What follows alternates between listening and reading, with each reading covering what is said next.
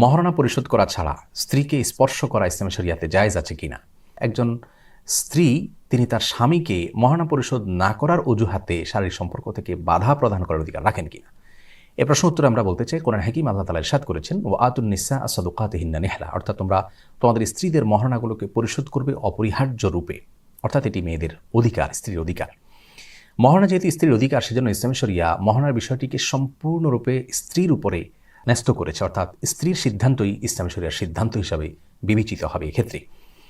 তবে সাধারণ অবস্থায় বিবাহের মজলিসে বা বিবাহের সময়ই মহারণা পরিশোধ করে দেওয়া উচিত এবং উত্তম। রাসূল করিম সাল্লাল্লাহু আলাইহি সাল্লাম যে সমস্ত বিবাহ নিজে সম্পাদন করেছেন, সে সমস্ত বিবাহের যে বিবরণ হাদিসে উঠে এসেছে, আমরা দেখতে পাই সেখানে তিনি উপস্থিত মজলিসেই পাত্রকে, বিবাহেচ্ছুক ব্যক্তিকে মহারণার বিষয়ে প্রশ্ন করেছেন এবং অনেক সময় মহারণা তার কাছ থেকে আদায় করে দিয়েছেন ওই মজলিসেই। বোঝা গেল তাহলে বিবাহের মজলিসে বা বিবাহের সময়ই নগদেই মহারণা পরিশোধ করে দেওয়া হলো উচিত এবং উত্তম। এটি হলো